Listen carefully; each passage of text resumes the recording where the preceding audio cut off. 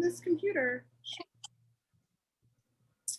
Hello, and welcome. I know that recording in progress will never not be weird. Welcome to the Quarantine Theater Company. Tonight's reading is, of course, Cruel Intentions. Amazing film. We're loving the 90s. We're kind of on a 90s roll here this month. July in the 90s. I don't know, because it's 90 degrees out. I'm going to shut up. Anyway, let's just not hesitate. I will introduce our lovely cast for this evening. Doing the heavy lifting, as always. We love her. She's the best. She's amazing. She's rocking an amazing haircut. She's got those gorgeous glasses. We've got Kate. Woo! Hello. Woo! As Catherine, we've got the glamorous Jennifer. As that wily Sebastian, we've got the indomitable Ryan. Woo-hoo. As the dainty, lovely, petite, and wonderful Annette, we have Eric. Woohoo! Yeah. As the ditzy Cecile, we've also got the ditzy Travis. Yeah, that's you, baby. As Rachel and Blaine and Mrs. Sugarman and Ronald, we've got the George, the one and only George. The George.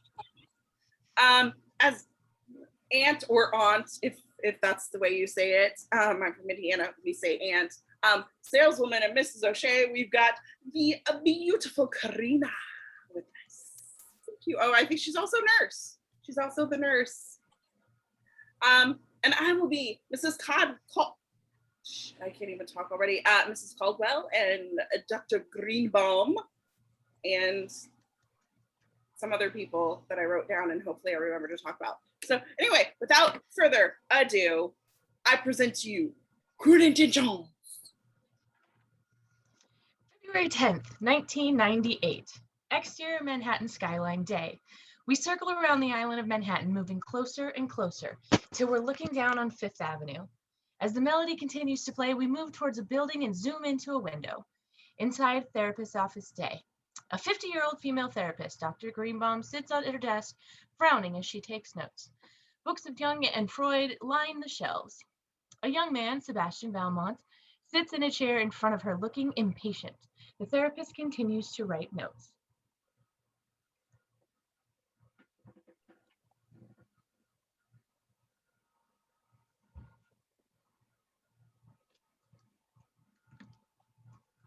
I promise she's writing some notes. Writing notes, sorry. Technical difficulties. Jesus, we've been at this for 6 months. I know. And you haven't made an ounce of progress. I know. Sebastian takes out a cigarette. There's no smoking in my office. Sebastian sneers at her, then puts the cigarette away. Dr. Greenbaum finishes her notes and looks up at him, shaking her head. What do you want me to say? That I'm supposed to feel remorse because I act the way I do? The truth is, I don't. Dr. Greenbaum shakes her head and takes notes. Look, I'm not like all the other kids in high school. I don't care about book reports and extra credit. Teachers are idiots anyway. The only challenge out there for me is women. You see a girl you like, you pursue them, you conquer, you move on. It's exciting. But you said you had the worst reputation. I do. Don't you want to change that? Let me tell you something, doctor. Chicks love a guy with a bad rap. They say they don't. They say they don't, but they don't mean it. They all think that they're the ones that are going to save me. The trick is to let them think it's true. I think that's all the time we have today. Oh, look at my watch. That's it. Same time next week? No, this is going to be our last session. Why? I like spending time with you. You know, you're quite attractive for a woman your age. You have killer legs. Killer. This isn't a joke. Your parents spent a lot of money to send you here. I'm trying to help you. Don't be insecure, Doc. You're a big help. Sebastian picks up a book of Freud.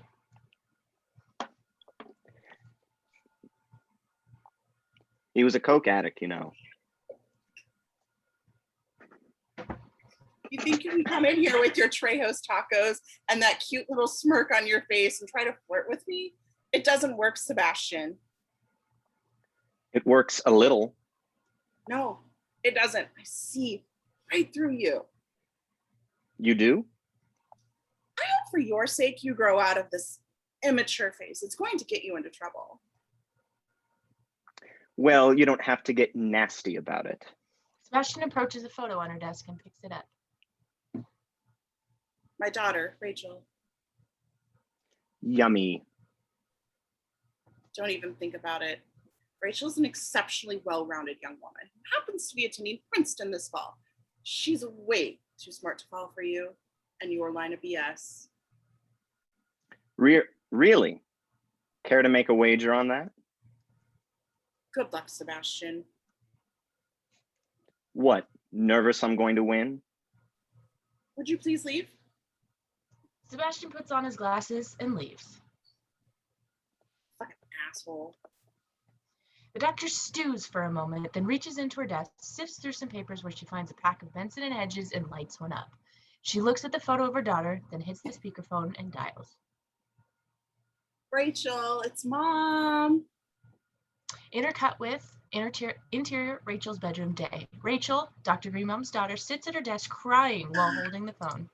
Hi, Mom. Oh, honey, is something wrong? Rachel cries for a moment.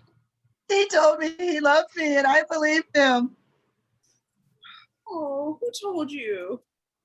You don't know him. I'm so stupid. She continues to cry. All right, honey, just calm down. Take a deep breath and step out of the circle.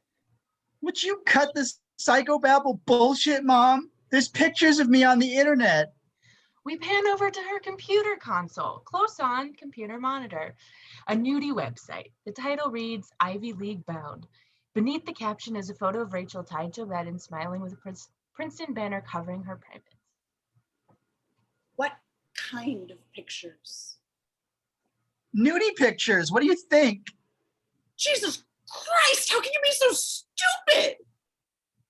I don't know. He was just so charming. All he did was talk about how I had killer legs and how he wanted to photograph them. Things just got out of hand from there. Mom, are you there? Mom? Mother!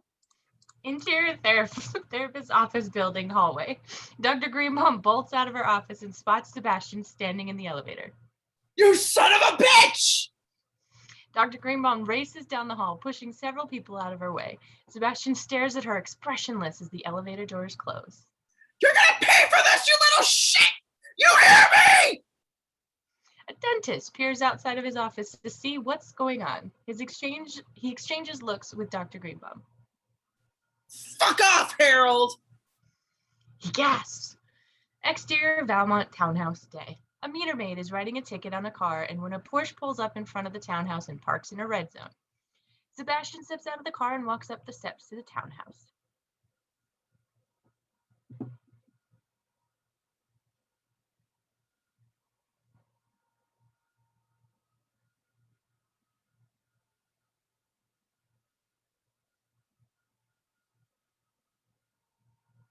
You can't park there? Sebastian turns to her and sneers. He takes out a wad of money and shoves it in her breast pocket before entering the townhouse. Interior Valmont townhouse kitchen.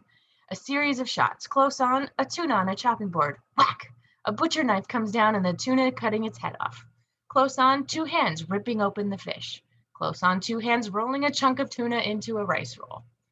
Interior Valmont townhouse hallway. Close on, two hands which carry a lavish tray of sushi through several doors until we enter the final door leading into Interior Valmont townhouse living room. an enormous living room by Manhattan standards, with a view that overlooks the park. Eclectic art from around the world emphasized the Valmonts' passion for travel.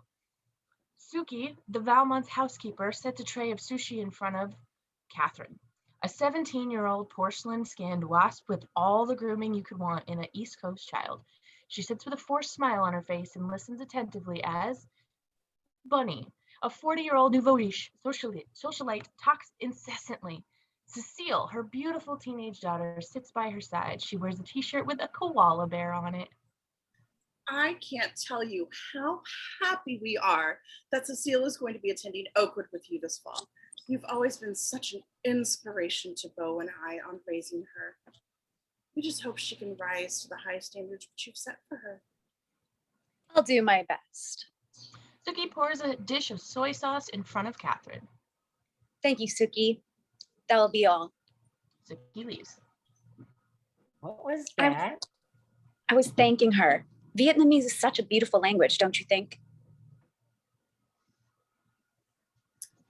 Catherine is a straight A student at Oakwood, as well as being president of the French Club. Listen to whatever she has to say, and you'll go far. You're too kind. I mean, how do you do it? I mean, with all peer pressuring that goes on in high school, where do you get your strength? I know this sounds corny, but whenever I feel the temptations of peer pressure, I turn to God and he helps me through the problem. Call me anachronism, but it works. Oh, that's beautiful. What are the boys like? Cecile, is that the best you can do? You must forgive her, Catherine. She's never been in a coeducational atmosphere before. Don't worry, it's totally understandable. Most of the boys that matriculate at Oakwood are very upstanding gentlemen. However, there are the occasional bad apples. Like your stepbrother, Sebastian. I can't believe they didn't expel him after what he did to the school nurse. I hear she's recovering quite well. Mrs. Caldwell turns to see Sebastian standing in the doorway. He walks over and takes a seat. Nice to see you again, Mrs. Caldwell. You remember my daughter, Cecile? My, what an adorable shirt you're wearing. My father just took me to a trip to Australia. How are things down under? Blossoming, I hope? Sebastian! Cecile's attending Oakwood in the fall. Outstanding. What year are you in? I'm what you would call a fifth-year senior. Wow, but I thought high school is only 4 years. It is, unless you're a fuck-up like myself. He winks at Cecile. I think we'll be going now. Thanks for all of your help. Catherine stands and approaches Cecile. I'll call you later and we'll get together and plan your curriculum. Thanks. Nice meeting you. Ciao. Let's go, Cecile. No! Cecile follows Mrs. Caldwell out the door. Catherine closes the door behind them. Do you care to tell me what Mrs. White Trash and her stupid daughter are doing in my house? I'm just taking the poor girl under my wing. Catherine sits on the sofa next to Sebastian. She unscrews her crucifix. The top part becomes a small spoon and the bottom part a small vial of Coke. The parental unit's called while you were out. Lovely. How is your gold-digging whore of a mother enjoying Bali? Zipping through my inheritance per usual? Hopefully. Although she suspects that your decrepit alcoholic father is diddling the maid. Catherine uses her crucifix as a Coke spoon and snorts a lump. What's wrong with you today? Therapy not going well. It was fine. He leaps off the sofa and starts to pace. I'm sick of sleeping with these insipid Manhattan debutantes. He walks over to the wall where the nude Botticelli hangs. Nothing shocks them anymore. He scratches the nude's pubic area. I thought I'd do that before. I'm beginning to feel like I'm losing my touch. He kisses it. Oh, poor baby. Well, you can relax. I have a mission for you. What? Exterior park, day. Court Reynolds and 17-year-old preppy wears a polo sweater with an American flag. You remember Court Reynolds, son of Garrett Reynolds. Catherine steps into frame and embraces him. She's wearing the same sweater. He kisses her forehead and messes up her hair. You mean the Nazi who dumped you over 4th of July weekend, which is this weekend? And timed this very well. Interior Oh, yeah. Valmont townhouse living room. Catherine throws a sushi at him. Sebastian catches it. He didn't dump me. We had a parting of the ways. Sebastian stares her down. All right, he dumped me. He smiles, then swallows the sushi. Exterior public parking garage, interior Court's car, night. A drunk Court sits in the driver's side and takes a final swig of his flask. He quickly passes out. I went to great lengths to please Court. Huge sacrifices were made on my part to keep him happy. Catherine rises into frame, looks at Court, and scowls. Swallow. She spits on him, then wipes her mouth. What do you think? Catherine sprays her mouth with Banaka. Sorry. Interior Valmont house living room. In any event, my feelings were hurt when I learned that he had fallen for someone else, someone chaste, pure, innocent. You don't mean... Exterior park, day. Cecile turns towards the camera while eating a double scoop ice cream cone and wearing a Mickey Mouse Club hat. None other than Cecilia Caldwell. She takes a lick of the ice cream, which falls off the cone. She mouths the word shoot and stomps her feet. Back in the living room, Sebastian snickers. I don't find this very funny. So that's what this is all about? We'll get together and plan your curriculum. Keep your friends close and your enemies closer. When I get through with her, she'll be the premier blowjob queen of the tri-state area, and poor little Court's heart will be shattered. Why go through Cecile? Why not just attack Court? Because if there's an attack made on Court, it could be traced back to me. I can't allow that to happen. Everybody loves me, and I intend to keep it that way. I see your point. Though why should I care? I need you to seduce our young Cecile, introduce her to your world of decadence and debauchery. Sounds intriguing. She's quite cute, you know. Young, supple breasts, a tight, firm ass, and an uncharted booty. Sebastian watches Catherine rub herself. He licks his lips. Be her Captain Picard, Valmont. Boldly go where no man has gone before. Sebastian places his hand over Catherine's as she continues to rub herself. She thinks for a moment and then... I can't. Catherine throws his hand off hers. Why not? Oh, come on, Catherine. It's too easy. But I thought high school was only 4 years. I mean, please. She knows nothing. She's seen nothing. I could have her under the table at all bar sucking me off before the appetizer arrived. Go get one of those moron friends of yours to do it. I have a reputation to uphold. Oh, but diddling the therapist's daughter is a challenge. That was just simple revenge. What I have planned requires sheer genius. He takes a magazine and throws it on the table. Catherine picks it up. It's the latest issue of 17. I'm not interested in the latest dating tips from Jonathan Taylor Thomas. Shut up and turn to page 64. She turns to the page. Insert magazine article. The title reads A Virgin's Manifesto. Why I Plan to Wait Until Marriage by Annette Harrison, age 17, Kansas City, Missouri.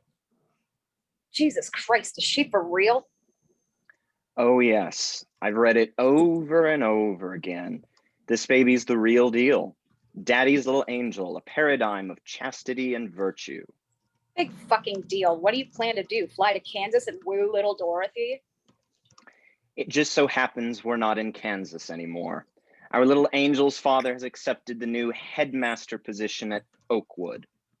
She's staying with my aunt up in Connecticut while daddy sells his house. Can you imagine what this would do for my reputation? Screwing the new headmaster's virginal daughter before school starts. It will be my greatest victory. You don't stand a chance. Even this is out of your league. Care to make a wager on that? I'll think about it. Well, duty calls. Time to add another chapter to my work of art. He holds up a leather-bound journal. Oh, gee, your journal. Could you be more queer? Could you be more desperate to read it? Sebastian stands to leave and heads to the door. Oh, Sebastian, about that little wager of yours. He stops. Count me in. What are the terms? If you lose, then that hot little Porsche of yours is mine. And if I win? She approaches him. I'll give you something you've been jerking off about ever since our parents got married. Be more specific. In English, I'll fuck your brains out. What makes you think I'd go for that bet? That's a $70,000 car. Because I'm the only person you can't have in control and it kills you. Sebastian sneers at her. Do we have a deal? No way, that car means everything to me. She kisses him and licks her tongue over his lips.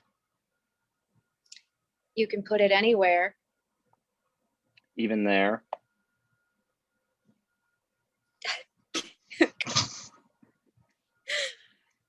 It would feel so yummy. Sebastian hesitates, then shakes her hand. I'm so glad they took that line out of the movie. Okay. Get it back. Happy hunting. Nice. Exterior Rosamond Estate. Aerial shot day. We move across the sky, looking down at lush greens and stately mansions till we pass over the Rosamond Estate. Enormous in size, we see two riders on horseback. Exterior state meadow. Angle on the two horseback riders. One, a woman of 70. This is Helen Rosamond, Sebastian's aunt. The other rider is a beautiful 17-year-old girl, the one and only Annette Harrison. It's a beautiful home you have here, Mrs. Rosamond. Thank you, Annette. Chancel has been in my family for over 60 years. Does your family do riding? My mother and I used to ride a lot before she got sick. Oh, I'm sorry about that. My grandpa used to breed horses on his farms, so I would come over and ride all the time. I'm familiar with a lot of breeders in the Midwest. What's his name? Ben Schwartz, Schwartz. Jewish? German. Doesn't ring a bell. Annette throws her a concerned look. In any event, I want you to consider this your home for the time being. Thank you. It's so peaceful and quiet around here. Bang! A shotgun sounds in the distance. What was that? Sebastian must be here. Aunt Helen gallops down the ridge, followed by Annette. Exterior estate garden. Sebastian stands holding a shotgun. A groundskeeper, Franklin, stands by the trap. Pull. The target soars into the air.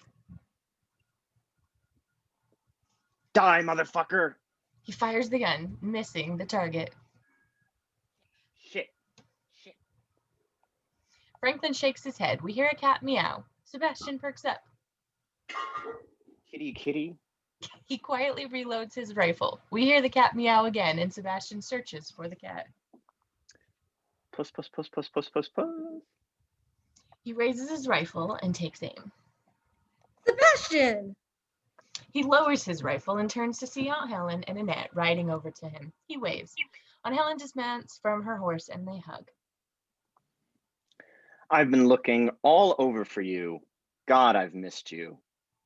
I miss you too. How are your parents? They're coming back next week. I write them every day.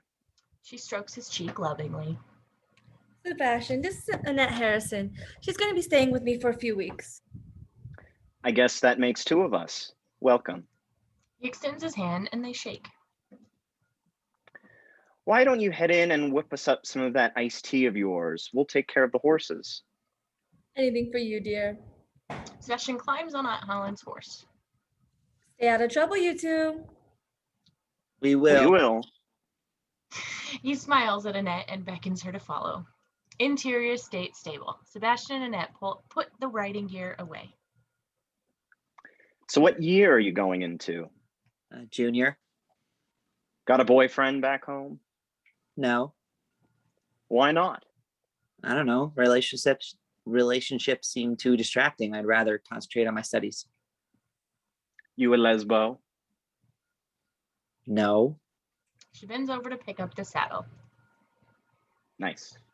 She sighs, disgusted, then turns towards him. Are you often this offensive on a first encounter? I was just being honest. You happen to have a nice ass. Sorry. She shakes her head and continues with her chore. I read your Teen Beat manifesto. You did? I must say I found it rather appalling. Well, that's a first. Most people praise me for it. Most people are morons. I mean, who are you to knock what you've never experienced? I wasn't knocking anything. It's just my belief that people shouldn't actually experience the act of love until they are in love, and that people our age are too immature to be in touch with those emotions. Oh, really? Well, take yourself. You've slept with several women. Are you happier because of it? How do you know I've been with several women? Well, a friend wrote me. Well, maybe you should get to know the person before you judge them instead of listening to some bullshit gossip. I'm sorry. I didn't mean to upset you, but you still didn't answer the question. An uncomfortable silence falls between them. Who the hell is taking the time to write letters, spreading this shit about me? It's not really important. Fine, forget it. It's obvious that we're not going to be friends. Why are you being so dramatic? Look, I've got a lot of problems and I'm trying to deal with them. And the last thing I need is people spreading shit about me. All right. Said I was sorry. Can we start over again? I think we've gotten off on the wrong foot. She approaches him and they shake. Annette Harrison. Sebastian Valmont. She smiles, but before he releases her hand, So tell me, Annette, I'm curious, since you've never had sex, do you touch yourself? she whisks her hand away and storms out of the stable. What did I say? Interior Caldwell apartment, study, day. Close on, a hand stroking the bridge of a cello. That's good. That's good. We pull back. Cecile sits in front of a cello. Next to her sits Ronald, a well-mannered 15-year-old African-American. Holding his own cello, he's giving her a music lesson.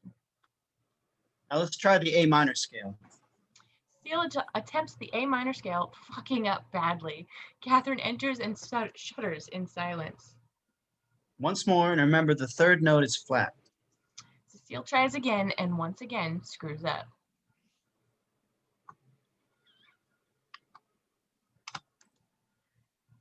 I blew it. Oh, I suck.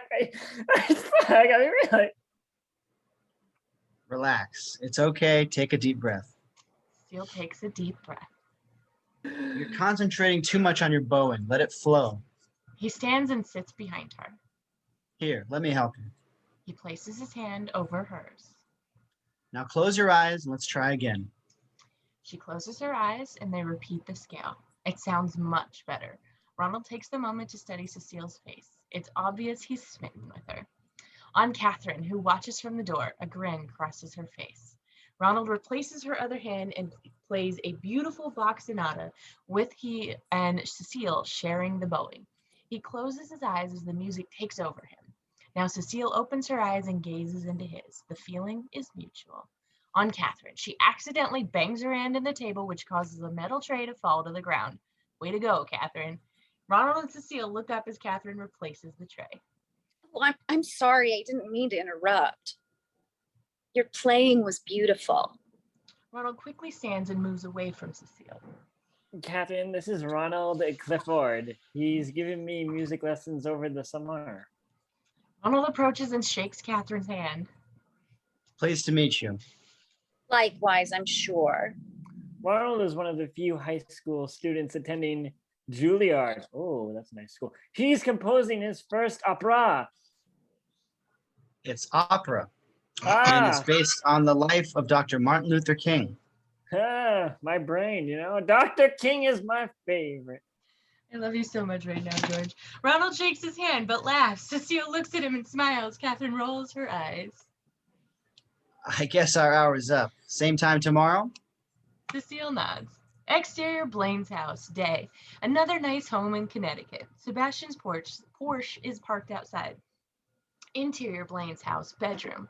A typical teenager's room. Expect this one is a shrine to Brit's homoerotic art. Blaine Tuttle, Oakwood Prep's resident drug dealer, open homosexual, and former Mighty Duck captain, sits at his desk separating pot seeds from his stash. Sebastian paces behind him. Unbelievable. Some, no offense, None taken. wrote a letter to this chick and saying shit about me. Any ideas who it could be? Blaine, if I knew who it was, that person wouldn't be alive right now. Where did you say she's from? Kansas? Who the hell do I know in Kansas? Greg McConnell. The football stud? He's from Kansas City. I wouldn't be surprised if he was your rat. It would make sense. McConnell hates me. I fingered his girlfriend at the game last year. I don't think that bothered him. What do you mean? Let's just say Greg likes tackling tight ends on and off the field. Are you shitting me? I shit you not. McConnell used to sneak in my dorm room drunk every month. We'd go at it for a while. Then as soon as he'd come, he starts freaking out, What are you doing, man? I'm not gay. I'll kick your ass if you say anything. It's like, for Christ's sakes, Greg, you're gay. Deal with it. The only reason why I let him continue with his charade is because he's got a mouth like a Hoover. Too bad he's in Kansas this summer. Not anymore. Football team started practice last week. He's already called me to hook up. Really? You think you could arrange a little get together with him tonight on my behalf? I do believe Bravo is showing Spartacus on television tonight. Outstanding. Don't think it's not going to cost you. No problem. Just make sure your front door is unlocked. Shall we say the stroke of midnight? No pun intended. Oh, I think he meant the pun. Sebastian hands Blaine $200 bills. Exterior Central Park. Catherine and Cecile sit on a blanket. A lavish picnic lies around them. Catherine wears large sunglasses, a scarf, and a hat to protect her from the sunlight. She sits behind Cecile and braids her hair. So, rumor has it that you went on a date with Court Reynolds. I hear he's very nice. He's all right. He kept talking about this bulimic head case he dumped over 4th of July. Really? Bulimic head case. What a loser she must be.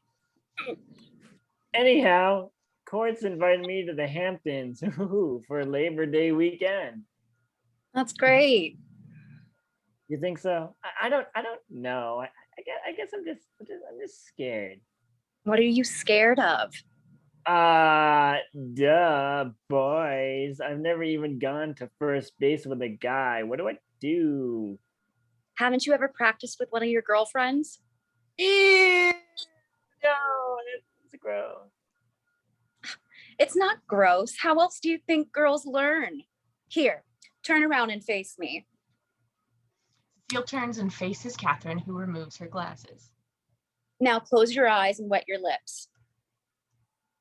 Are you for real? Do you want to learn or not? I guess it still sounds gross. Cecile does as instructed. Catherine leans in and kisses her on the mouth. See, that wasn't so bad. It was nothing. Let's try it again. Only this time, I'm going to stick my tongue in your mouth. When I do that, I want you to massage my tongue with yours. That's what first base is. Okay. Eyes closed. Cecile closes her eyes. Catherine leans in and kisses her again, only this time longer. She continues to kiss her, then gently pushes her tongue into Cecile's. Cecile does as instructed, and they start to make out. Catherine's eyes look towards the ground where Cecile's hands are now clutching the grass. Catherine smiles and continues her seduction. She places her hand on Cecile's thigh and moves it under her dress, and Cecile lets out a soft sigh. Catherine breaks from the kiss, and they look at each other and smile. Not bad.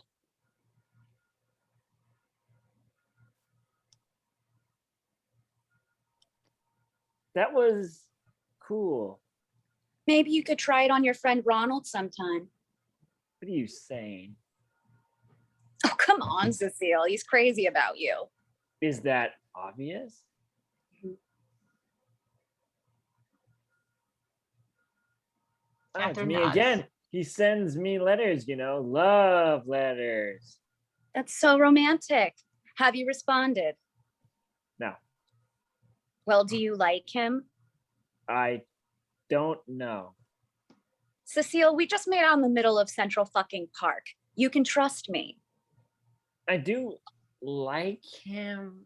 I can't stop thinking about him. Cecile starts to cry, and Catherine hugs her. What am I gonna do if my mother found out about Ronald? She would kill me. Catherine grabs her and looks her straight in the eye. Listen to me. Your mother must never know. Never. Okay. Okay. Cecile, stop crying. Did you hide the letters? Yes, they're in this antique dollhouse in my room. I want you to make me copies of his letters and bring them to me.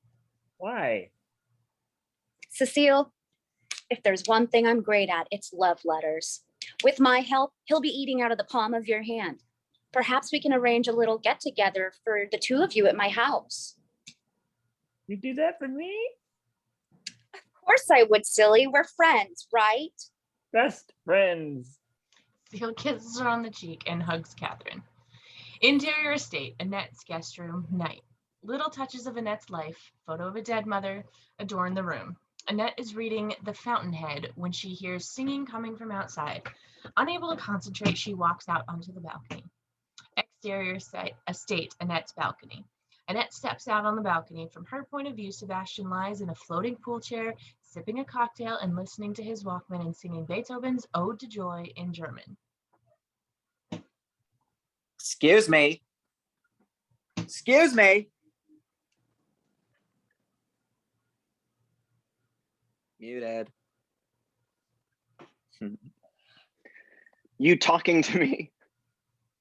Look, I know this is your house and all, but do you think you could keep it down? I'm trying to read. What you reading? The Fountainhead. Great book. You've read The Fountainhead? Several times. I'm not as dumb as I act, When Howard Rourke makes love to Dominique Franson, what have you, most romantic scene in all of literature. Romantic? He rapes her. That's a matter of opinion. You need help. Why don't you come join me for a swim and we'll discuss it? At this hour, I don't think so. Oh, come on. Quit acting like a geriatric and get in the pool. Gee, with an invitation like that, how could a girl refuse? Please. Give me a minute. I'll be right down. Thank you. She re-enters the guest room. Sebastian's cell phone rings and he answers it. Intercut with interior Valmont townhouse, Catherine's bedroom. Catherine sits in her bathrobe. One foot soaks in a small tub of water while Suki tends to her other foot. Fucker yet? I'm working on it. Loser. Blow me. Call me later. Okay. She hangs up and lights a cigarette. Suki accidentally jabs her toe. Ow, that hurt, you stupid fucking bitch.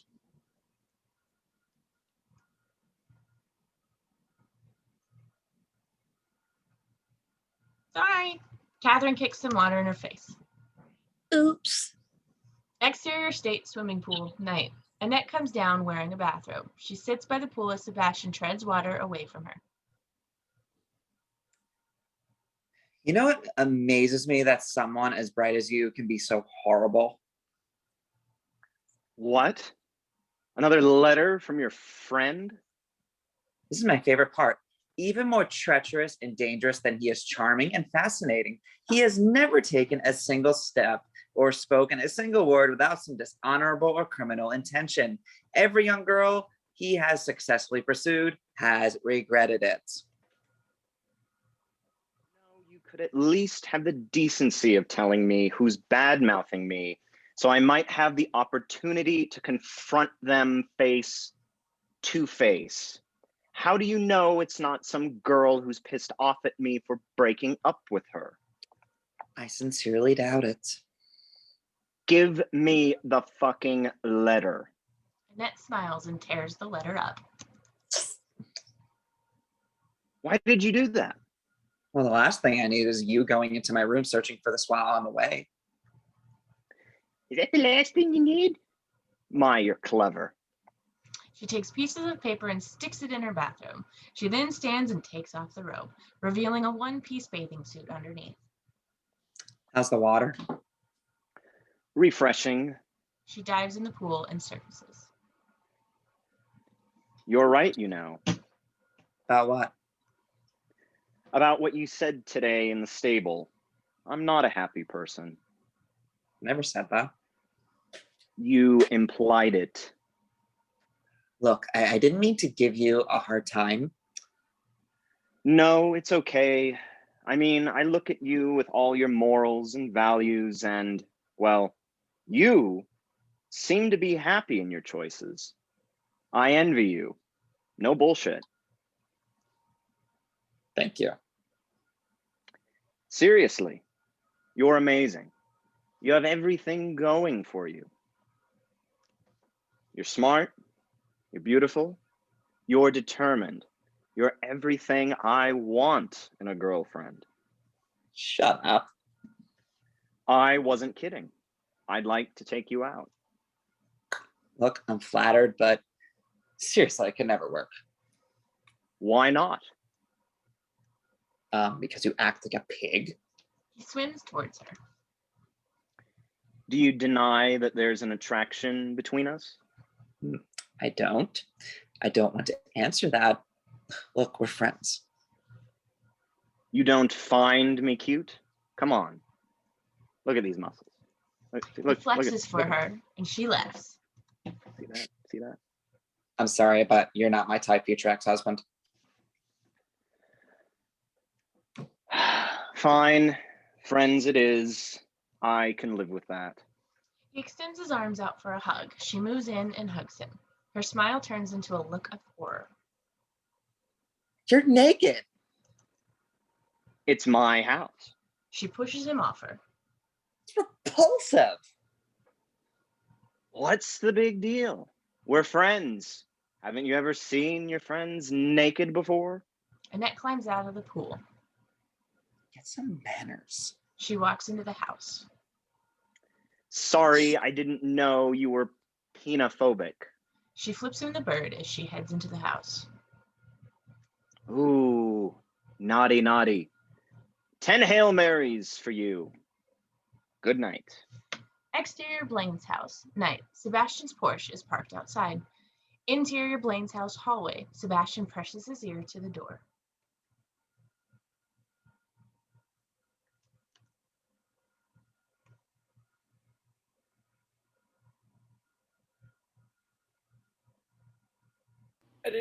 Oh, baby. Oh, baby. Baby. Right on time. Inside Blaine's bedroom, Greg McConnell, All-American star football player for Oakwood Prep, is busy getting his cock sucked by Blaine, who lies under the covers. Oh God! Oh God! I'm gonna come! The door swings open and Sebastian enters.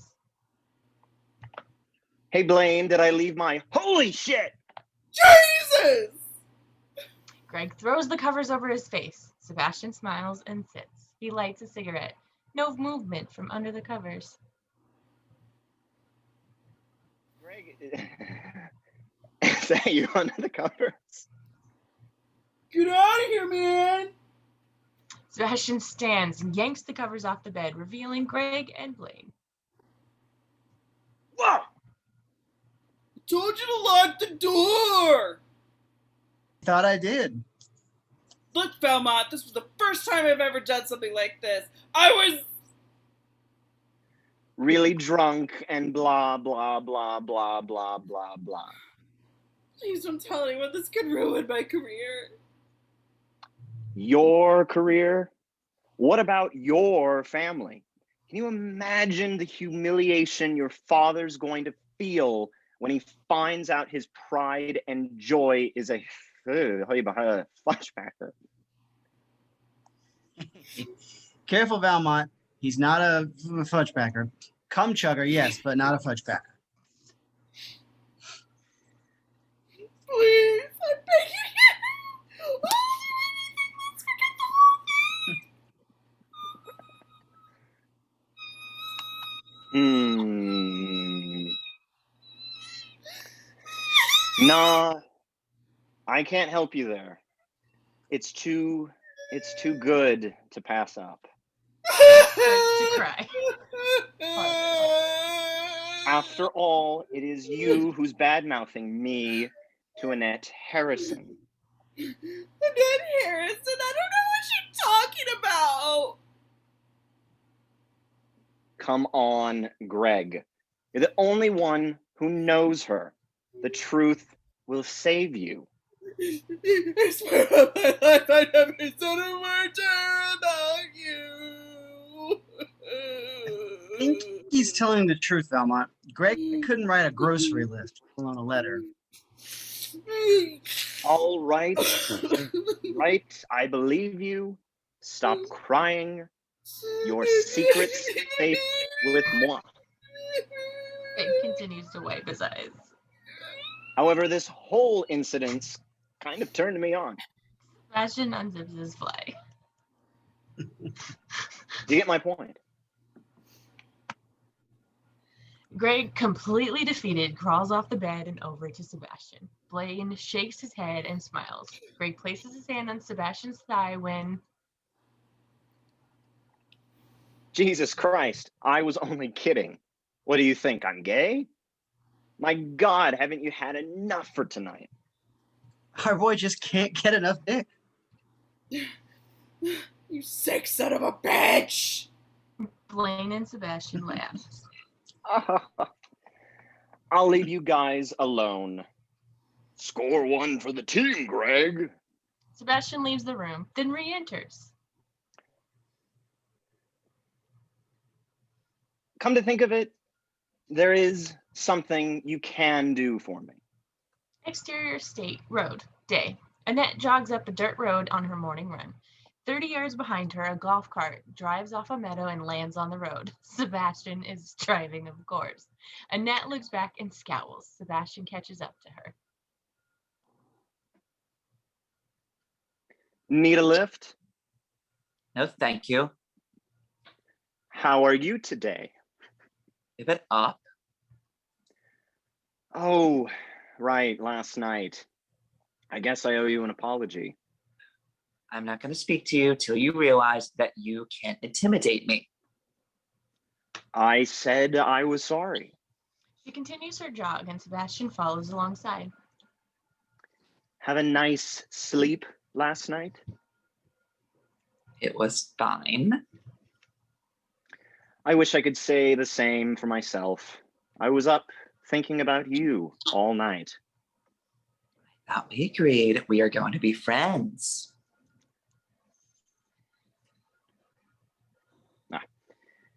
Yes, well, unfortunately, I can't just switch the on button to off. The sad fact of the matter is that you've unintentionally rubbed off on me. Annette stops running and turns to him. And that's a bad thing. I'm trying to better myself, but the one person who can help me is the same one pushing me away. Sorry, but I'm not here to be your savior. We'll try this one on for size. I think I'm falling in love with you. You don't even know me. Don't you believe in love at first sight? Yes, but only when it's mutual. And this is far from mutual. Ouch. Do you think we could spend some time together this morning? I can't. I'm seeing a friend. Who? None of your business. How about tonight? I'm busy. Doing what? And that's also none of your business. Tell me what to do, Annette. How can I win your heart? I'll do anything. I can't get you out of my mind. Well, you truly want to do something to make me happy. Yes. And you promise to abide by it. Without question. All right. I want you to leave and go back to New York. What? And if that's a problem, then I'll make arrangements to stay with some friends. Ashton thinks for a moment. He's pissed. I'll leave this afternoon. Happy? It's not about being happy. You and I can't. He shifts the cart into reverse and backs away. Exterior beach day. Annette and Greg walk along the beach and gaze out at the ocean.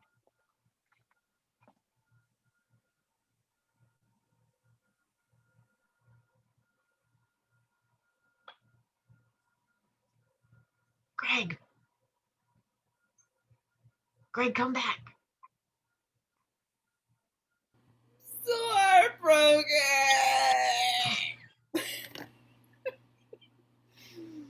Positive.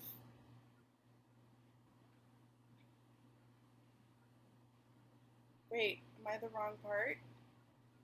Yeah, we're on page 39 of the PDF. To be honest, I forgot I was Greg for a bit there. I blame the vodka. He told you he's. I know the feeling. Damn it, Shut up, Travis. Travis. He told you he's falling in love with you. I've never known him to say those words before. Really? Well, I thought he said it all the time. Oh, no. That's not his style. One thing I can say about Valmont, he always speaks the truth. Annette looks lost. What's wrong? Nothing. Is there a mutual feeling between you two? No, I mean, I don't know. What else do you know about him? A whole lot. We take some classes together. He's got a bad rep, but it's mostly bullshit. What do you mean? Well, a lot of people are jealous because he's loaded. I don't know. I've been hearing some awful things about him. From who? Can't tell you. Sworn to secrecy. Greg takes her hand. Annette, how long have we known each other? Forever. Okay, now it's my job to look out for you. You're like a kid sister to me. Do I look like some kind of gossip queen? Annette laughs. You promise not to say anything? On my mother's life. Okay. Interior Porsche. Sebastian drives down the highway towards Manhattan. He holds his cell phone on one ear. That nosy bitch. Are you sure? Intercut with exterior beach. Greg talks on a payphone out of Annette's sight. I'm positive. Did you do everything I asked you to? Yeah? Told her I never said I love you before. Yes. You told her that people are jealous because I'm loaded. Duh. And you think she bought it? Oh, I'm sure she did. Pretty sure or sure? Oh, no. She bought it. I'll be in touch. Click.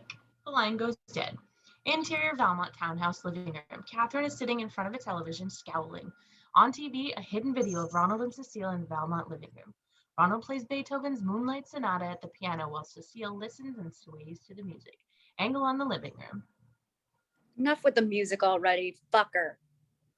She throws a magazine at the television and Sebastian bursts into the living room. You would not believe what... On television, Ronald finishes the song. Cecile stands and applauds and Ronald takes a bow. That was beautiful. Almost as beautiful as you. Cecile blushes and Ronald checks his watch. Well, I guess it's getting late. Please thank Catherine for the use of her Steinway. I'll see you tomorrow. Absolutely. He approaches her awkwardly, then shakes her hand. Idiot. Angle on the living room. Catherine freeze frames the image. What's wrong with you? You ready for this? I've recently discovered that our good friend, Mrs. Caldwell, is the one who sent the letter to Annette urging her to stay away from me. Interesting. I now plan to devote all my energies to destroying the douchebag. Any luck corrupting her daughter? No. Call Cecile up and get her to come over. I'll bust that cherry in a heartbeat. She walks over to the freeze frame image of Ronald and Cecile on the television. The plot thickens. It appears to be that Cecile has fallen for her music teacher. Ooh, I'm sure Mrs. Caldwell will love that. Not to mention Court Reynolds. Unfortunately, Ronald's moving with the speed of a Special Olympic bobsledder. What's your plan of attack? I rat Cecile out to Mommy. Mommy goes ballistic and ends their relationship. Boo-hoo. But who will they turn to for help? Catherine smiles and sits on Sebastian's lap. Cecile is planning to go away with Court next week. I'll need you to speed up her sexual awakening. Sebastian rubs her shoulders. I'm at your service. Thank you. That feels good. Oh, sis, you're so tense. Sebastian moves his hand down her shirt and under her bra. He's met with no resistance. I hate it when things don't go my way. It makes me so horny. I hate it too. He takes his hand out from her shirt and slides it under her skirt.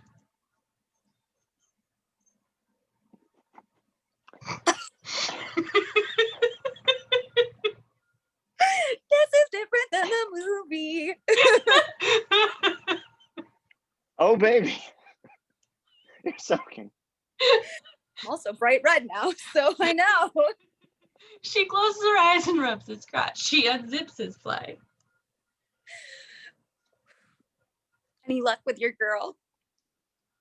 Moving along quite well.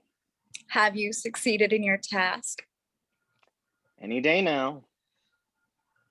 Well, let me know when you do. Until then, She takes his hand out from under her pants. I thought she was Down, wearing a boy. skirt. Catherine smiles. say no, Pootie. No. Yes. Going yes. back to the movie. Down, boy. Gross. Sorry. Exterior townhouse night. A meter maid writes a ticket on Sebastian's car when she grabs her neck in pain. Interior Valmont townhouse, Sebastian's bedroom. Sebastian closes the window and sets down a BB rifle with infrared scope. Goodbye, Mr. Bond. He picks up the phone and dials. Hi, it's Sebastian. I didn't wake you, did I? Intercut with interior estate Annette's guest room. Annette sits in bed talking on the other end of the phone. No, not at all. Well, I was just calling to see how you're doing. I'm all right. How was your date? It wasn't a date. He is just a friend. There's a moment of uncomfortable silence. Well, I was just calling to tell you I was thinking about you and I miss you. I'll let you go. Wait, don't hang up. Okay. What are you doing? Reading. He crosses over to his circular bed where two scantily clad twins, Gretchen and Mora, are licking popsicles. What are you reading? Of human bondage. Somerset Maugham. Yeah, it's pretty relevant considering my situation. You're not gonna start that again. He takes out a bottle of baby oil and pours it on the girls' butts. No, I'm through with my childish games when it comes to you. Hold on. That's my other line. Rub. They rub oil on each other and then turn to him and smile. He clicks the phone back on. Annette, that's my mom calling. Can I call you tomorrow? Sure. Have a good night. I will. Back to interior Valmont townhouse, Sebastian's bedroom.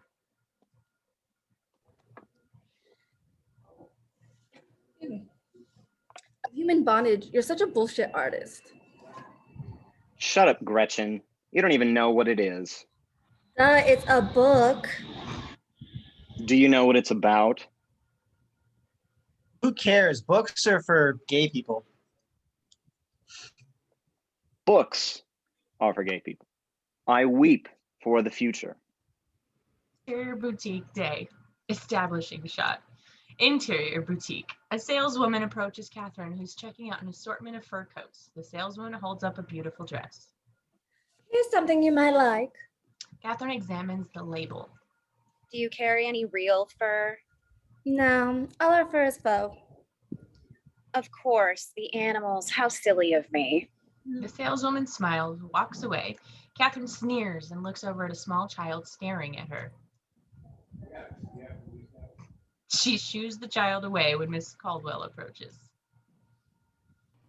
Oh, I got your message and came as quick as I could. Oh, I hope I didn't keep you from anything.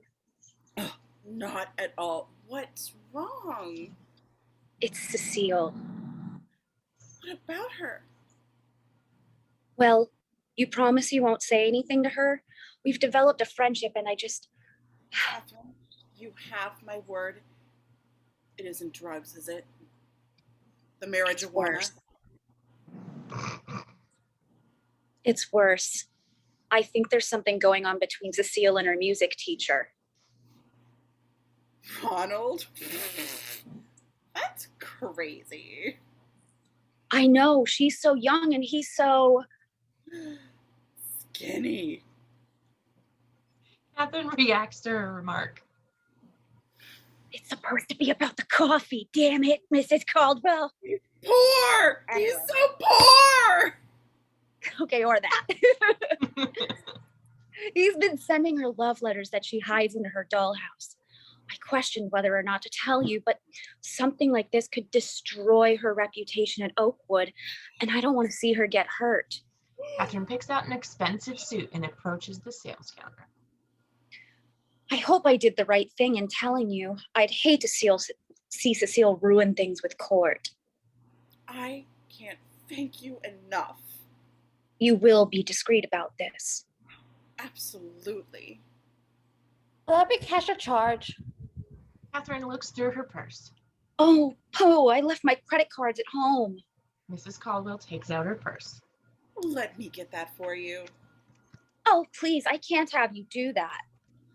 It's the least I could do. Mrs. Caldwell hands the credit card to the saleswoman. Catherine turns to Mrs. Caldwell. Thank you. Interior Caldwell apartment study. Ronald gives Cecile a cello lesson when Mrs. Caldwell bursts into the room. Who the hell do you think you are? Excuse me? I'm paying you to give cello lessons, not to pervert my child. Mrs. Caldwell, I think you're misunderstanding something. Oh, is that so? Mrs. Caldwell holds up Ronald's letters.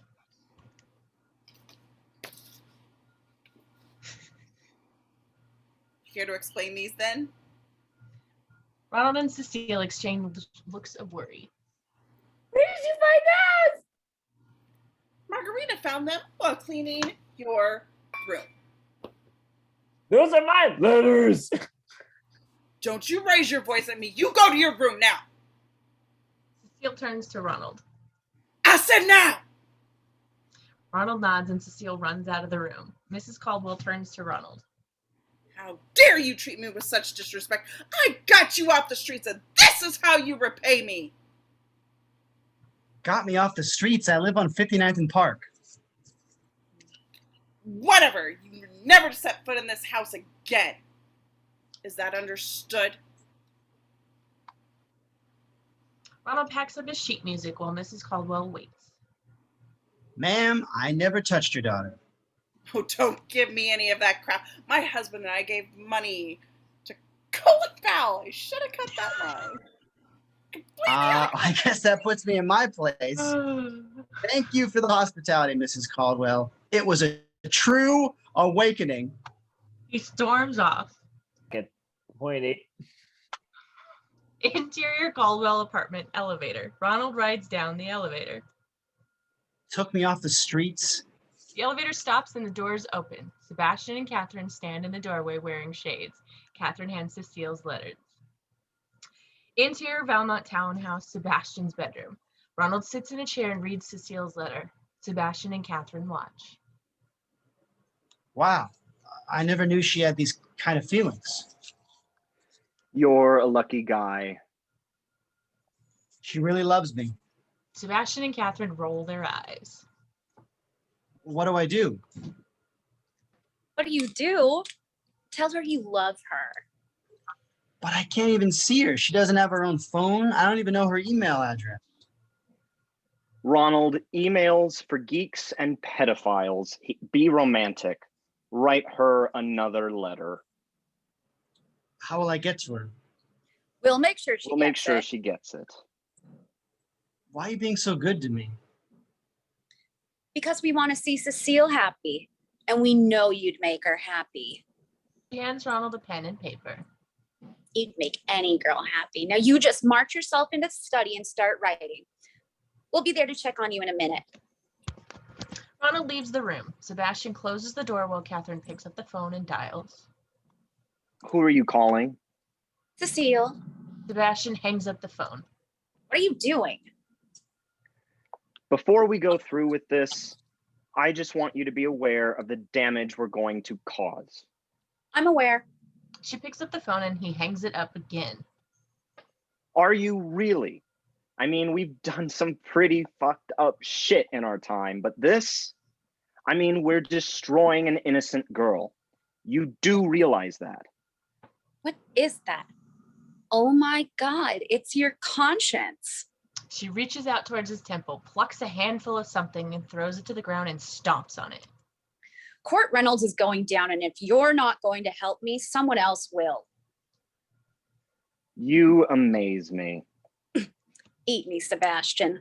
It's all right for you to fuck everyone, but because I'm a girl, it's wrong.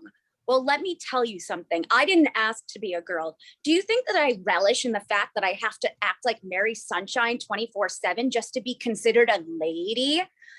Do you think I take great delight when I hear Catherine is so wonderful? Catherine is a model child. Catherine is going to make an excellent wife one day.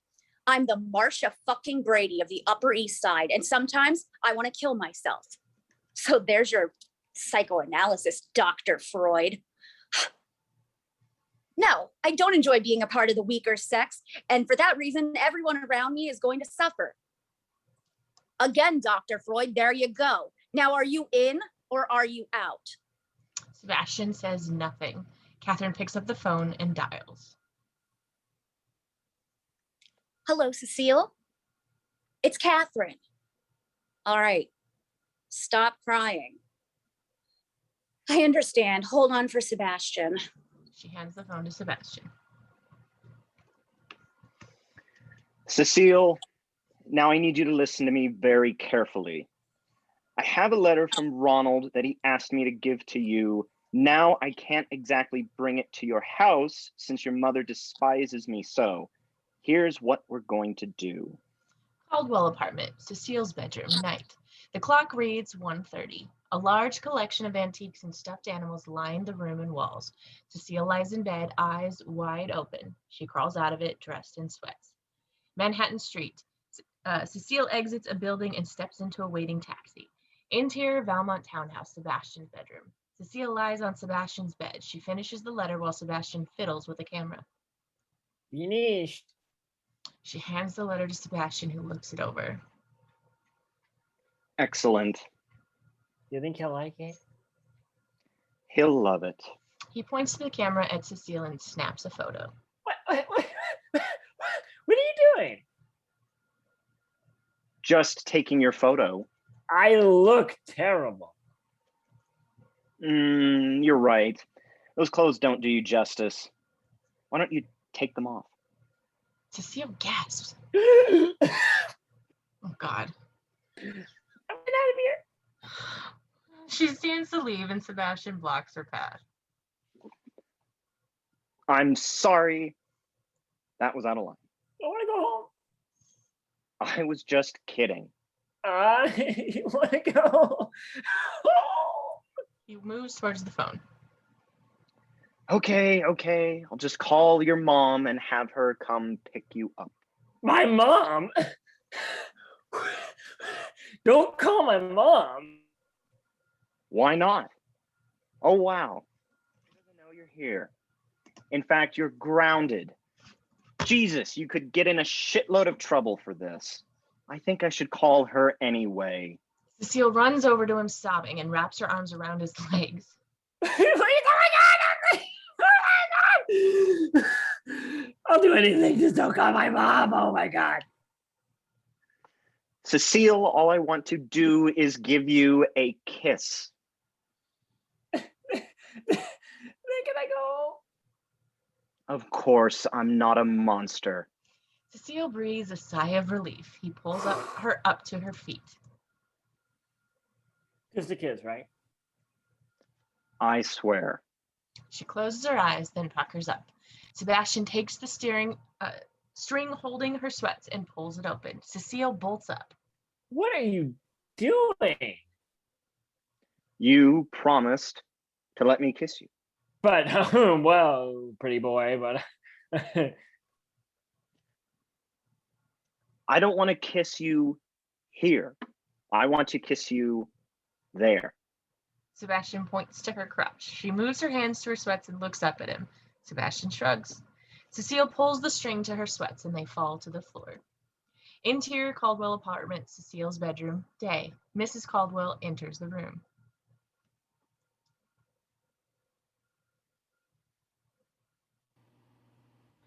Cecile, are you up yet? We're going to be late for the... She notices the bed is empty. Cecile? She walks over to the bathroom door and knocks. Cecile? rubber bath toys. Oh, I'm in the bath, Mom. Well, hurry up. I want to be at Mrs. Roseman's before lunch. Okay. No. Okay, Mr. Quack. Interior Caldwell apartment, Cecile's bedroom. Cecile stands in front of her mirror, crying. She applies makeup to several hickeys on her neck. She XXX down her shirt and grimaces. She sticks her finger the makeup bottle and then puts her hand down her shirt. Exterior estate terrace. And Helen, Annette, Mrs. Caldwell, and Cecile are having lunch. Cecile is wearing a turtleneck. It was so nice of you to invite us up here for the weekend, Helen. Mother Mary, is everything all right, my dear? I'm just not feeling well. You know? Sebastian enters carrying his tennis racket. Afternoon, ladies. Cecile is stunned that he's there. Sebastian takes a seat at the table. I didn't know you'd be here, Sebastian. I wasn't planning on it, but being such a lovely day, why waste it in the city? Anyone for tennis? He looks at Cecile and strokes the shaft of his racket. Cecile stands and rushes into the house. What's wrong with her? No one knows. Would you excuse me for a minute? Mrs. Caldwell follows her into the house. I hope she's all right. I better go and check on them. And Helen stands and enters the house. Alone again. What are you up to today? I'm doing some volunteer work. Need any company? You volunteer? I don't think so. I don't know. Maybe I'd like it. I'm trying to change here. You could be supportive. Okay. Babe, you're looking at the next Mother Teresa. Annette shakes her head and laughs. Interior estate, Cecile's guest room. Cecile talks on the phone. Please, I need you. I don't know what to do. You're the only one I can talk to. Interior Valmont House living room. Catherine listens on the other end of the conversation. I'll be there in a few hours. She hangs up the phone and smiles. Exterior retirement home, establishing shot. Inside the retirement home hallway, a nurse escorts Sebastian and Annette down the hall. It's really nice when the young people help out. Most of our patients don't have family nearby. They stop at a door and open it. An old man sits in his hospital bed. Mr. Gottlieb, we have a visitor for you. Sebastian starts to enter the room when the nurse stops him. Actually, Sebastian, you're going to be spending an hour, Miss Sugarman. The nurse escorts an unhappy Sebastian down the hall. Annette waves bye-bye to him. Interior retirement home, Mr. Gottlieb's room. Annette sits by Mr. Gottlieb's bed and reads from a book of poetry. Interior retirement home, Mrs. Sugarman's room. A senile Mrs. Sugarman sits in the bed, while Sebastian does a newspaper crossword puzzle and ignores her. He smokes a cigarette and flicks the ash into her bedpan, which lies next to her on the bed. Did I ever tell you the time when my late husband sent me? Yes, you already did. I did? Sebastian never takes his eyes off the paper. Right after we played backgammon. We played backgammon? Uh-huh. You beat me 3 times. I did? Yep. Then I fucked your daughter. Excuse me? He turns to her and extinguishes his cigarette. I said, do you want some water? Oh, no thank you. There's a knock at the door. Come in. Annette and the nurse enter. What are we doing in here? I won 3 games of backgammon. Sebastian smiles at Annette, who smiles back. Interior Porsche. Sebastian and Annette drive towards the estate. It's weird. I actually feel good about myself. Can we do this again next week? Oh, please. What? I actually feel good about myself. I do? Well, you must take me for a real idiot. I don't. You're gonna tell me what you had. You're gonna tell me that you had a good time with the old lady. I did. We played 3 games of backgammon and... She throws him a look. All right. I was bored out of my fucking mind. I hate doing charity. It's okay. It's okay. Doesn't make you a bad person. Yes, it does.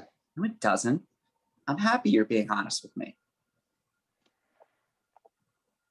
I can't win with you. Well, it's not about winning. You know what your problem is?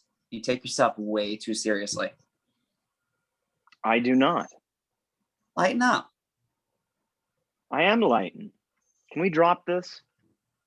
Fine. They drive on in silence. A smile comes over Annette's face, and she turns to him, crossing her eyes and making a face. Sebastian looks over. What are you doing? Stop it. It's distracting. She holds the face, and Sebastian starts to laugh. Cut it Oh out. dear, are you actually laughing? No. No. She makes the face again, and he laughs again. Stop that. She laughs with him. There's hope for you yet. She reaches out and holds his hand. He squeezes it. Interior state, Cecile's guest room. Cecile lies in the bed, and there's a knock at the door. Who is it? It's Catherine. Cecile bolts up and unlocks the door. Catherine stands there with a worried look on her face. Are you okay? No. Catherine enters and locks the door behind her. Cecile is crying. Calm down. Tell me what's wrong. Something awful happened last night. What do you mean? I don't think you want to know. Cecile, you have to tell me. It involves your brother. He took advantage of me. Does your mother know? She knew she'd kill me. It happened at your house last night. Why didn't you do something? I don't know. So let me get this straight. You come over to our house late last night, and he forced intercourse on you? Well, not exactly.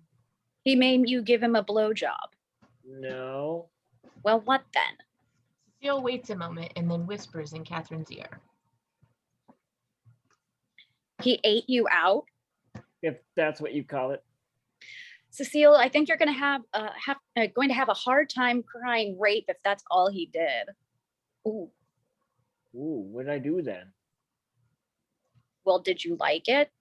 Well, I don't know. It was weird at first. Felt icky. Then it felt kind of okay. Yeah, that's good. Then I started getting really hot and bothered. Then I started shaking, and then I don't know. It felt like an explosion. A woo, but a good one. Catherine laughs. Cecile, you had an orgasm. I did. I'm so proud of you. You're becoming a woman. I am. Catherine nods and Cecile embraces her, happy. Now listen, now that you're on your way, it would be stupid of you to stop. Think of Sebastian as your tutor. Let him instruct you. I don't love him. I love Ronald. So, don't you want to make Ronald a happy pappy? Practice makes perfect, Cecile. My advice is to sleep with as many people as possible. Woo, but that would make me a slut, wouldn't it? Cecile, everybody does it. It's just that nobody talks about it. Cecile takes this information in. Scandalous. It's like a secret society. That's one way of looking at it. Cool. Exterior estate garden. Annette sits on the grass reading Gabriel Garcia Marquez's love story in Time of Cholera. She puts the book down and wipes a tear from her eye. Interior estate, Sebastian's room. Sebastian peers out his window with a pair of binoculars as Catherine enters his room. I just had a nice chat with Cecile. I don't think she'll be giving you any more problems. Yippee. Who are you spying on? Take a look yourself. He hands the binoculars to Catherine, who looks out the window. That her? Yeah. Jesus, she reeks of Laura Ashley. Oh, she's crying. Little baby's upset by the big bad book. Sebastian grabs the binoculars from her. Shut up. What's your problem? Nothing. She's really getting to you, isn't she? If you must know, yes. I don't know what to do. I can't stand there, holier than thou bullshit, and yet I'm completely infatuated with her. She made me laugh. And that's why you're losing our bet? I'm not losing the bet. It's just taking longer than I expected. Do you mind if I take my new Porsche for a ride? Catherine, the only thing you're going to be riding is me. Now, if you'll excuse me, I have some work to do. Storms out of the room. Exterior estate garden. Sebastian walks over to Annette, who continues to read her book. She notices him and sets the book down. Am I bothering you? Not at all. Have a seat. He sits down next to her. Don't tell me you finished The Fountainhead already. She nods and he points to her book. Great book. What's the guy's name? Florentino? Florentino Ariza. Sebastian sticks his hand in his pocket and fiddles around. My friend Monsieur Philippe is a friend of Florentino. Who's Monsieur Philippe? Sebastian takes out a sock puppet. Bonjour, mademoiselle. Bonjour, Monsieur Philippe. Oh, the sock puppet. Okay. You are very pretty. I would like to kiss you. The puppet kisses her on the cheek. Oh, that felt good. Ah, thank you. He kisses her on the cheek. That felt good too. I will kiss you all over. The puppet attacks a laughing Annette. She playfully grabs Sebastian and starts to tickle him. Sebastian tickles her back. They roll around on the ground until Sebastian lands on top of her. A moment of tense silence passes as Sebastian kisses her. The kissing intensifies until she pushes him off her. Sebastian stands. I'm sorry about that. I am too. He paces for a moment and his mood turns to anger. You know what? I don't take it back. Why are you doing this? Because I'm in love with you. I thought you said we were going to be friends. I can't handle it. I can't keep my feelings bottled up like you. Can you honestly tell me that you feel nothing for me? Tell me. I have feelings for you. Then what's wrong? I love you, Annette. It's not like you have a husband unless you're married to Jesus. That's not fair. Why can't we be together? Annette's eyes well up with tears. You really want to know? Yes. Because I don't trust myself with you. I took a vow, and because of you, I'm tempted to break it. Don't destroy that for me, please. She hurries off. Interior state Sebastian's room. Sebastian enters the room and slams the door behind him.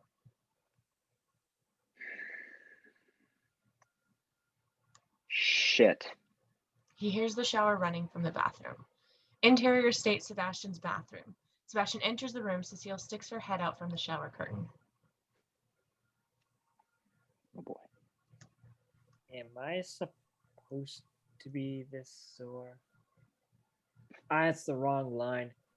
Want to join me?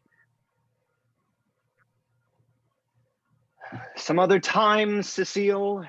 He leaves the room. Cecile looks confused, as Travis always is. A moment passes and Sebastian re-enters, taking off his clothes. What am I, an idiot? Cecile smiles. Interior state Sebastian's room. Sebastian and Cecile lie in bed. Sebastian smokes a cigarette and writes in his journal. Now I can say it. Am I supposed to be this sore? For the first time, yes. It'll pass. A moment of silence. I like it better when I'm on top. Cecile, this is what I like to call quiet time. This is time when we reflect on what we've done. Wow, I'm sorry. She looks at the troubled expression on Sebastian's face. Something's bothering you. You think? Is it me? No, you were fine. Sebastian's point of view, he looks out on the balcony where Catherine is eavesdropping. They make eye contact and she waves. It's that girl Annette. He stands and walks over to the balcony where he closes the blinds. You love her, don't you? It's okay. I don't love you either. I love Ronald. I'm getting out of here. Sebastian heads to the bathroom. Where are you going? I'm taking a shower. Need any company? No.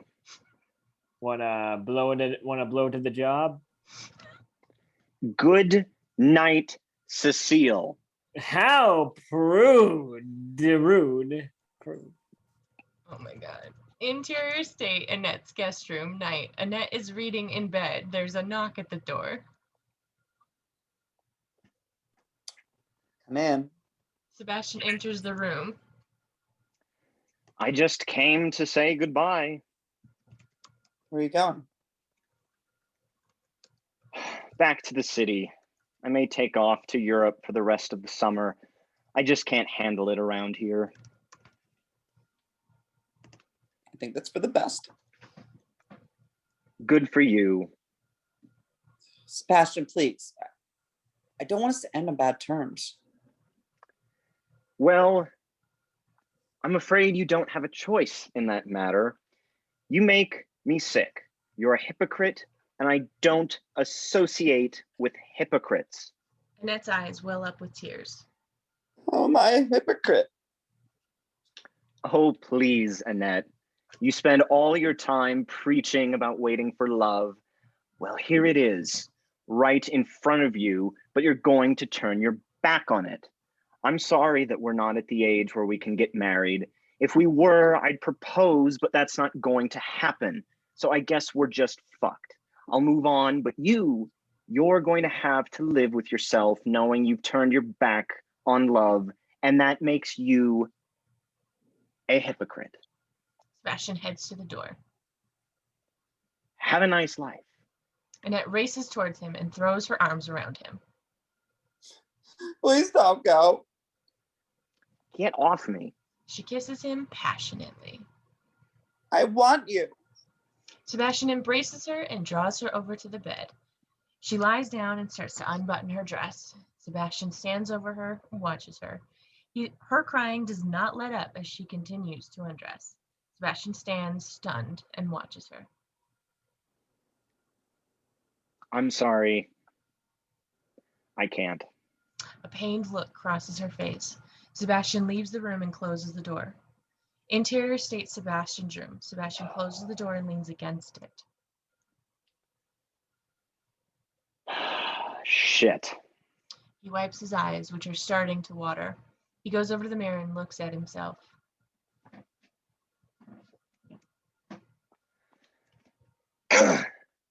Get it together, you pussy. A stern look comes over his face. He smiles, then walks away. Exterior state, front of the house. A cab pulls up to the house. The front door opens and a crying Annette quickly leaves the house, climbs into the cab. She closes the door and the cab pulls away from the house. We pan up to the second-story window where Catherine is looking down and smiling. Interior state Sebastian's room. Sebastian lies sleeping in his bed. His journal lies beside him. A feather tickles his nose. He stirs awake and looks up to see Catherine staring down at him. Morning. Morning. So, how'd it go last night? With who? Well, I know how it went with Cecile. She won't shut up about it. How'd it go with Mrs. Jesus? Sebastian sits up in bed. If you're asking if I nailed her, the answer is no. She shot you down? Exactly the opposite. So what went wrong? I don't know. She was lying on the bed, ready to do it, but I just didn't feel right about it. You're telling me you had the chance to fuck her and you didn't? God, you are a chump. A momentary lapse of judgment, soon to be rectified. He climbs out of bed and puts on his robe, starts to the door when If you're heading towards her room, you won't find her. Where is she? You don't know? She left 30 minutes ago. Where'd she go? She wouldn't say. She apologized to your aunt and told her she was going to stay with some friends. You blew it, Sebastian. That girl has come to her senses and she will never go near you again. Sebastian throws off the robe and starts to dress. We'll see about that. Interior Greg's dorm room, a shrine to hot babes whose posters adorn the walls. Greg is busy dumping muscle magazines, several issues of Teen Beat, and some musical theater CDs into a trash bag when the phone rings. He answers it.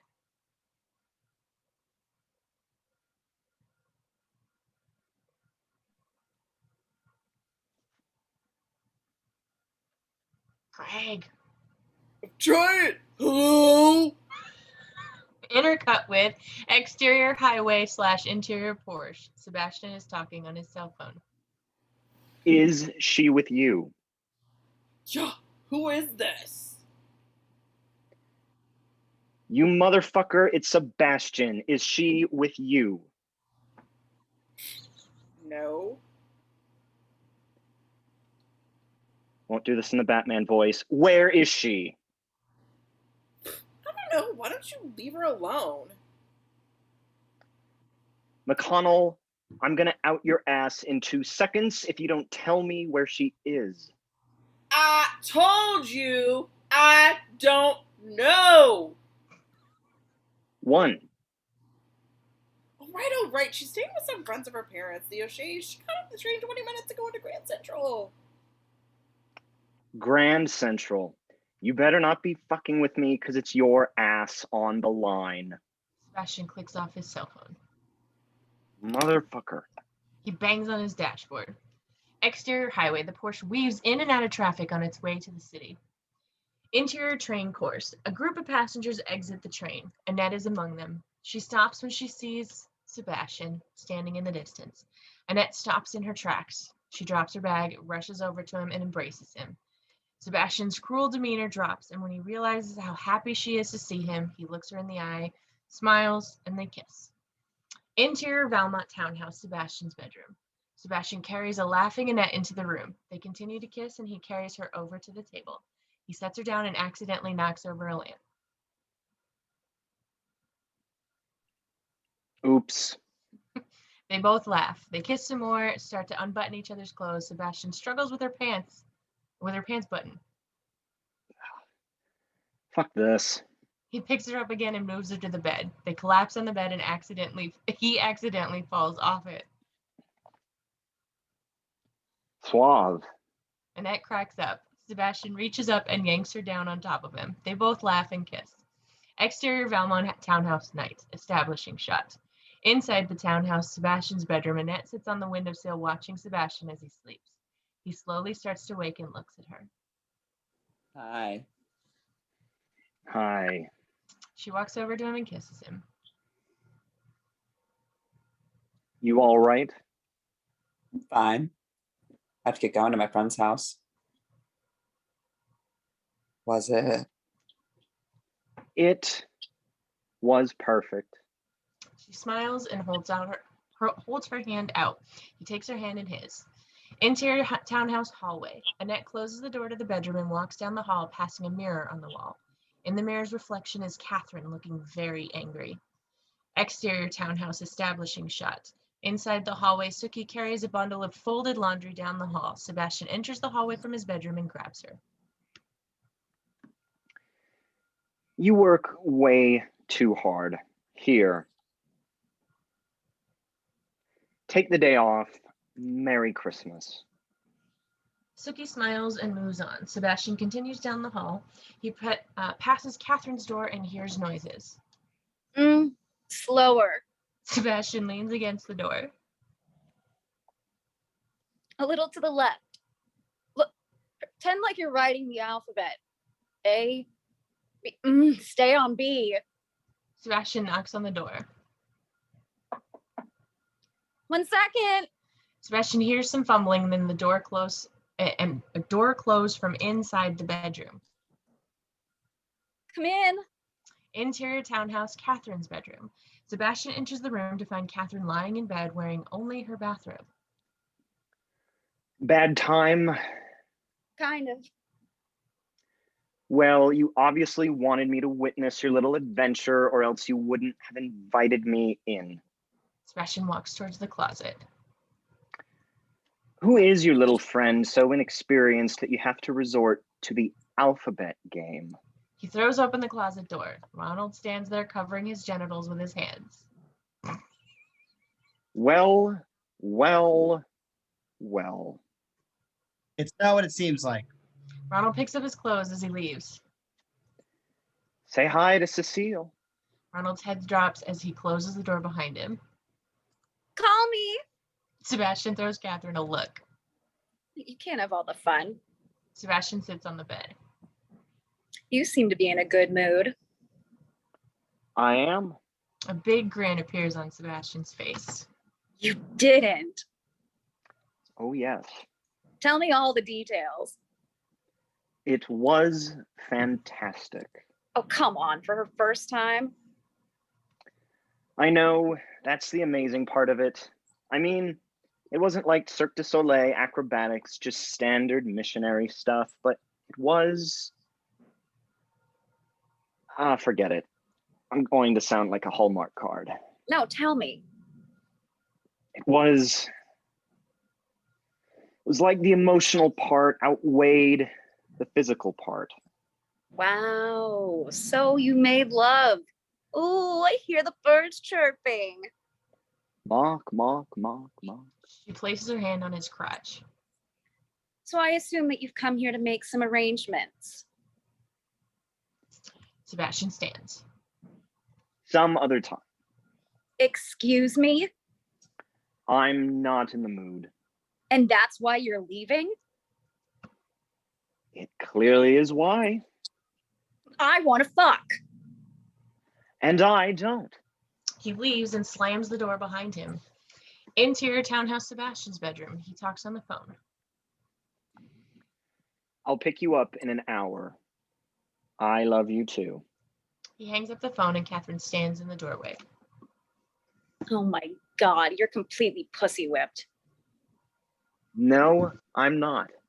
Pussy whipped, pussy whipped. What is wrong with you? Why are you acting this way? Catherine starts to cry. I'm sorry, it's just upsetting. You're in love with her and you don't love me anymore. Oh, come on, Catherine. It was just a contest. First it was, but now it's become something bigger. Catherine, you know I love you. I've always loved you. Not anymore, you don't. It's obvious. I can't believe you're reacting this way. You're just saying this because you lost the bet. Is that what you think? He nods and Catherine sits down on his bed. She slips her underwear off from under her bathrobe and tosses it aside, spreading her legs. All right, come on, let's get it over with. But mark my words, this is the only time it'll happen. She picks up the phone. Whenever you're ready, just stick it in me. While you're doing that, I'm gonna make some phone calls. That's not fair. You're taking all the fun out of it. Then do me a favor and get rid of her. If not for me, then do it for you. Look at yourself, you're a joke. She's turned you into jelly. What do you want to be? One of those losers who walk down the halls holding hands and smiling? People used to respect you. They feared you, and now you're going to throw that all away. Sebastian stares at her, lost in thought. Poor Sebastian. He used to be cool, but now he's just another love-struck queer. One of the many. Exterior Manhattan Street, day. A taxi drives down the street.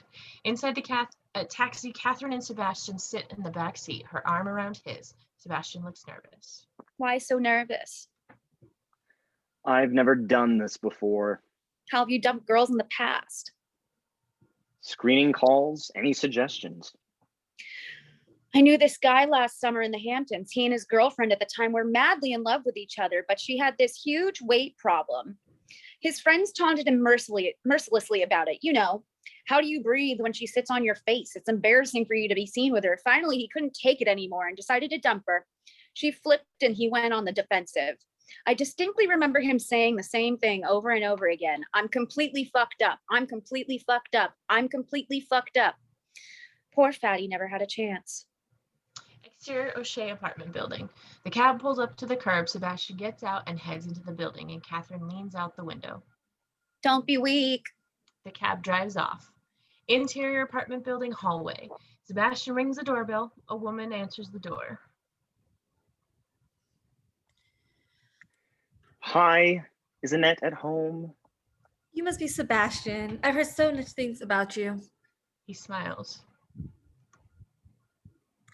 Annette, come on in. Interior apartment foyer. Sebastian closes the door behind him and Annette enters the room. Hi. I knew a Mrs. O'Shea in high school. Hi. Well, oh, sorry. Well, I'm gonna head back to the kitchen. You two have fun. Mrs. O'Shea mouths, "He's cute," to Annette. Annette smiles and nods. Mrs. O'Shea leaves the room. Would you like a tour? Sure. She takes his hand and leads him down the hall. Interior apartment Annette's guest room. They enter the room. And this is my room. She closes the door behind him and she smiles and kisses him. You think we can be quiet? She embraces him and Sebastian remains lifeless. This isn't working out for me anymore. Yeah, me neither. She looks him in the eye and can tell he's not joking. What's wrong?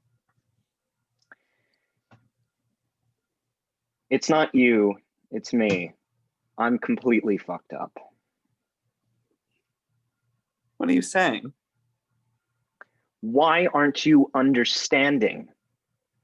I love you. I know, I wish I felt the same. Unfortunately, I feel nothing. I think it was just the conquest. Sorry, I'm completely fucked up. Annette burst into tears. Why are you trying to hurt me? I'm just being honest. I just wanted to see what you were like in bed. She attacks him, but he grabs her hands and fends her off. He pushes her against the wall and covers her mouth with his hand. Shh. Shh. I don't think Mrs. O'Shea would appreciate you acting like a total psychopath. She slinks to the ground and continues to sob. You don't know how to love. You don't even know me. The fact of the matter is there is someone I love. She's smarter, prettier. You don't even compare to her. The only reason I am here is because she wants us to be exclusive. You knew this was important to me. What, your virginity? Well, that's over now. Annette clutches her stomach and continues to sob. He moves towards her. Please go. Leave. He opens the door. Sorry, I'm completely fucked up. He leaves and closes the door behind him. Annette continues to sob. Exterior Valmont townhouse. A cab driver carries several shopping bags out of the cab. Inside the townhouse hallway, Catherine walks down the hallway and enters her room. In Catherine's bedroom, the room is dark. Catherine flips on the lights. Jesus. Sebastian's sitting in a chair wearing his shades, journal in hand. A little melodramatic, don't you think? I have a flair for drama. Mind if I ask you what you're doing in my room? You wanted an answer to your question. Annette? He takes off his glasses. We can tell he's been crying. Devastated beyond repair. I doubt she'll ever trust a man again. Well done. He holds up a bottle of champagne. I thought we should celebrate. I'd love to, but I'm expecting some company. Ronald? Not that it's any of your business, but yes. Sebastian holds up a letter. From Ronald, not the McDonald. Catherine takes the letter. I haven't had a chance to read it, but I'm sure it goes something like yada, yada, yada. You mean a lot to me. Yada, yada, yada. You mean a lot to me. I hope we can be friends, etc., etc., etc. You see, I expected your sort of bullshit, so I took the liberty of phoning Ronald and Cecile. Right now, they're having a little get together in my love shack at the Grand Central Hyatt. So I'm so sorry he chose Cecile over you, but I promised him I would see you through your crisis. Well done. Thank you. Now, where were we? Pop goes the champagne cork. Oh yeah, the celebration. He reaches down and picks up 2 glasses. He fills them and hands one to Catherine. What shall we toast to? To my triumph, of course. Not my choice of toast, but it's your call to your triumph over Annette. And giggles. What's so funny? Silly rabbit. My triumph isn't over Annette. It's over you. Come again? You were very much in love with her, and you're still in love with her, but it amused me to make you ashamed of it. You gave up on the first person you ever truly loved because I called you names. Don't get me wrong, I'm flattered that you chose me over her. But please understand, I never loved you, Sebastian. You're just a toy, a little toy I like to play with. And now you're completely blown it with her. And I think that's just the saddest thing I've ever heard. Cheers. He clicks his glass and drinks. Sebastian doesn't drink. He looks ill. Tastes good. In any event, you still owe me my reward. I'm sorry, but unfortunately, I don't fuck losers. Sebastian slaps her across the face. You motherfucker! She grabs him and starts throwing wild punches. They fall to the ground. Nobody hits me. Calm down. He rolls on top of her and pins her to the ground. Get off me. Will you calm down? Fine, get off me. He stands and gives her a hand up. They both catch their breath. I'm very sorry about that. I apologize. I accept now. Get out. Get out. We had an arrangement. Didn't you hear what I just said? I don't care what you said. We had an agreement. You've slept with half of the borough, so don't tell me you're being choosy. Get out. I'm giving you to the count of 3 to plop your ass down on the bed. And if I don't? Then I will consider it a declaration of war. 1, 2, 3. I think you have your answer. War it is. He grabs his journal, leaves, and slams the door behind him. In his room, he paces while talking on the phone. It's desperate that I talk to her.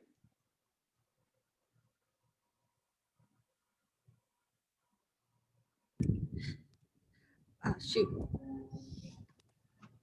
I've already told you, she's not home. Well, please leave a message that I called. I'll do that. He hangs up the phone and throws it into a mirror, which smashes. Shit. He collapses on his bed and buries his face in his hands. Exhausted, he looks up and sees his journal lying on the floor. He picks it up and flips through it.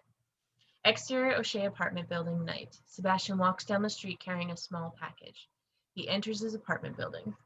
Inside the apartment building hallway, Sebastian rings the doorbell. Mrs. O'Shea answers the door. What do you want? I need to talk to Annette. She's not here. Do you know where she is? She's out. Do you know when she'll be back? Later, listen, we're entertaining some guests, so... Annette? Annette. Young man, I already told you, she's not here. Fine. Could you please see that she gets this? He hands her the package. I'll do that. It's really important. I understand. Good night. He closes the door. Inside the O'Shea apartment foyer, Mrs. O'Shea turns away from the door towards Annette, who stands in the hallway. Interior Valmont townhouse, Catherine's bedroom. Catherine sits in the chair doing her nails. She checks her watch, takes a moment, and makes herself upset. She picks up the phone and dials. Intercut with interior Ronald's bedroom. Ronald's sleeping. The phone rings. He awakes and answers it. Hello? Ronald, Yeah? it's Catherine. Ronald sits up, nervous. Hi, Catherine. Is everything okay? No, She cries. What's wrong? it's Sebastian. He's out of his mind. What do you mean? I think he's high on drugs. He hit me and then he took off. I'm afraid to be alone. Please come over. I'll be right there. He hangs up the phone and grabs his pants. Back to interior Valmont townhouse, Catherine's bedroom. Catherine hangs up the phone and instantly becomes calm and returns to doing her nails. Interior O'Shea apartment, Annette's guest room. Annette sits and stares at Sebastian's package. She picks it up and opens it. She takes out a journal and a letter. She opens the letter and reads it. Dear Annette, thank you for reading this letter. I don't know what I can possibly say to rectify the harm I have caused you.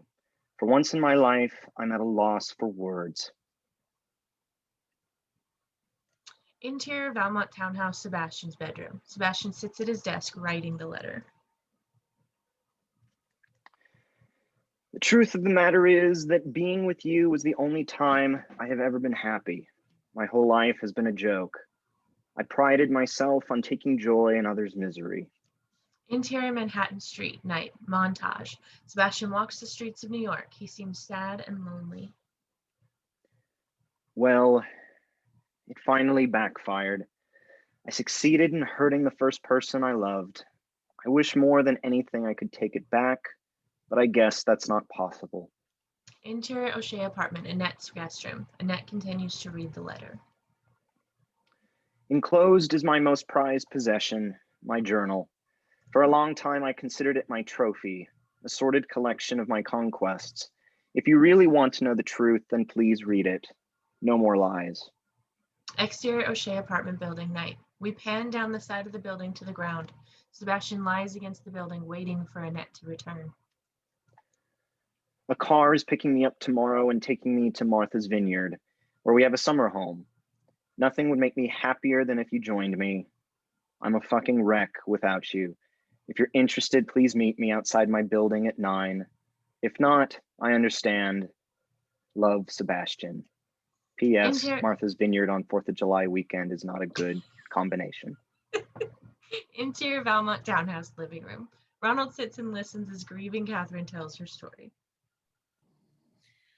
And when I confronted him about his affair with Cecile, he told me it was none of my business. And then when I said, well, what about Ronald? He said you were nothing more than stupid, and he called you a bunch of names, that you deserved what you got. And this happened before you and I hooked up? It's been going on for a while. He called me a disgrace to our family, and that's when he hit me. Racist piece of shit. I'd be careful if I were you. God knows what he's up to.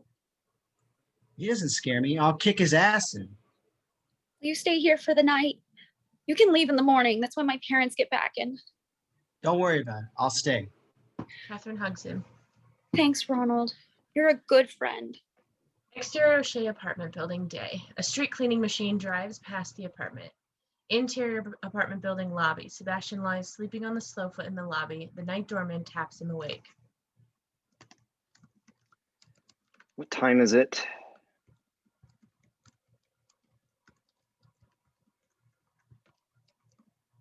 Night doorman, what time is it? It's 8 o'clock, It's 8 sir. You gotta go.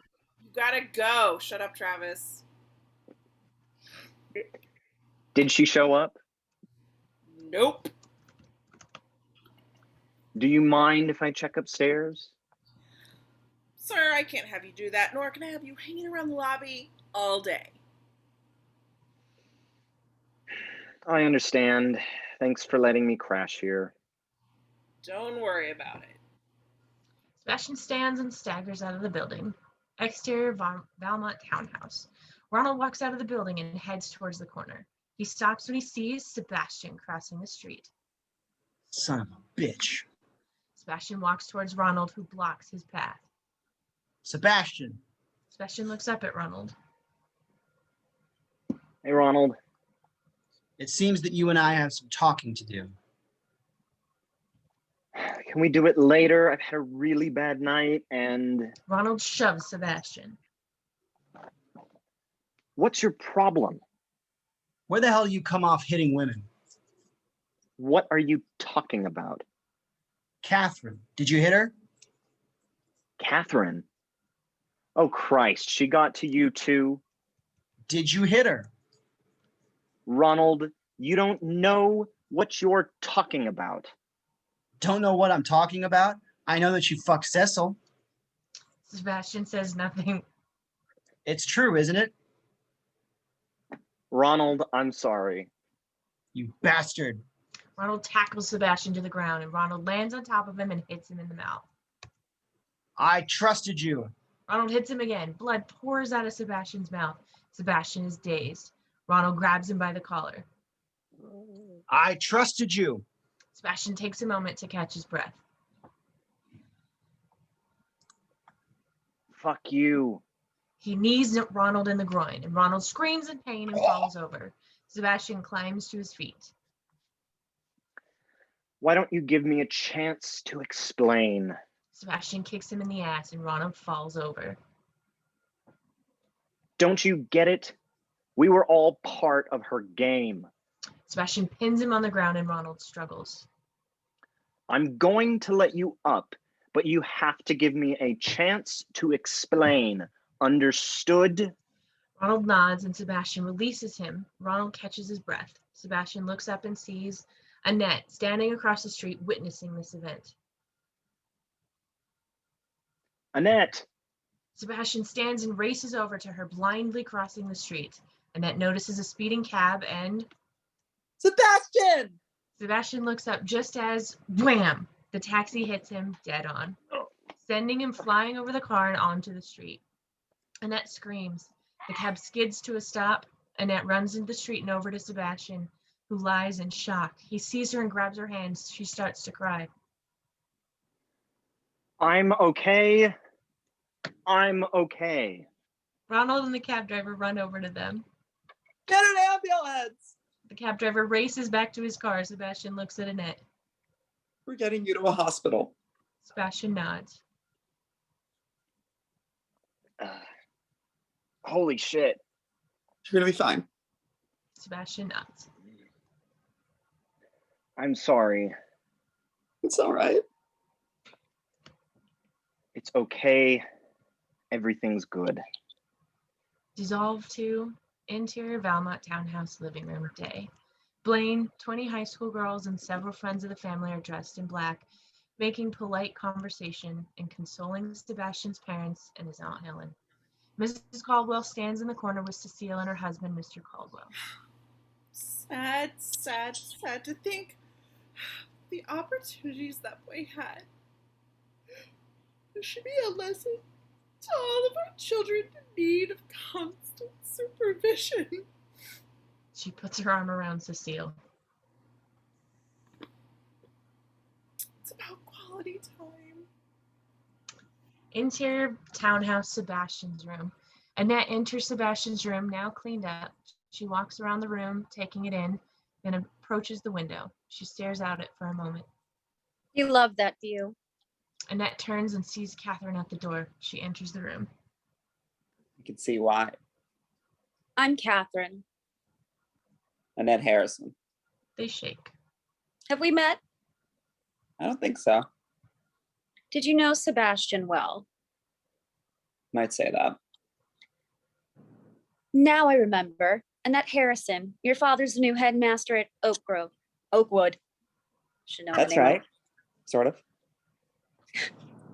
I'm sure you're going to love it there. Annette nods. Are you okay? I'll be fine. Well, I'll leave you alone now. I just came in here to get something of mine. Catherine walks over to Sebastian's desk and takes the keys to his Porsche. She goes to leave when she turns back to Annette. You sure you're going to be all right?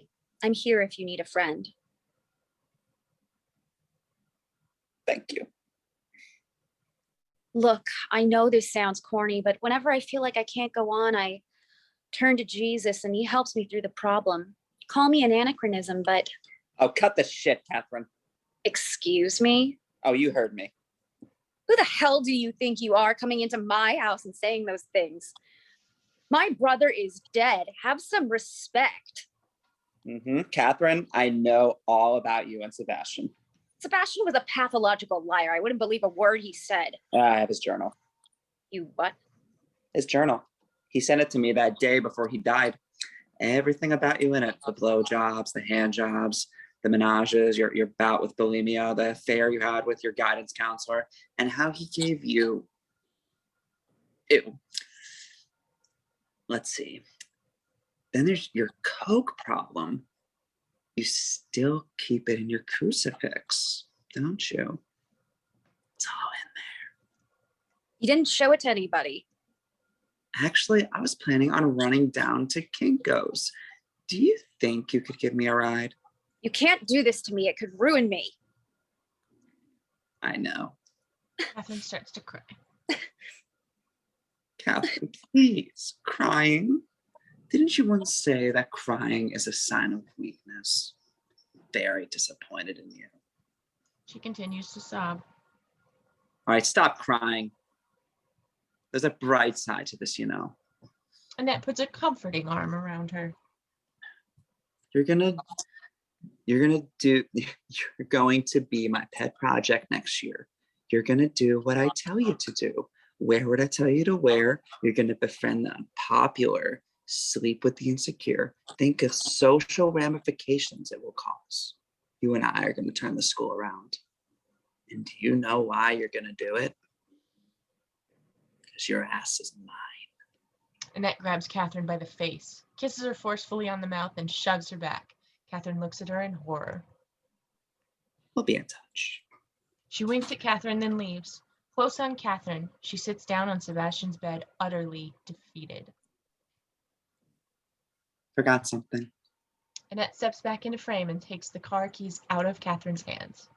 Interior Porsche. Annette races down the highway. She opens up the glove compartment and rifles through some cassettes. She takes out the Carpenters' greatest hits and inserts it. Cue up the Carpenters singing Goodbye to Love. Annette reaches down and takes out Sebastian's sunglasses. She puts them on and checks herself out in the rearview mirror. A grin crosses her face. Exterior West Side Highway aerial point of view. We move off the Porsche and ascend into the air. The Porsche weaves through the traffic and as it disappears into the sea of cars. We see the Manhattan skyline in the background as we fade out. The end.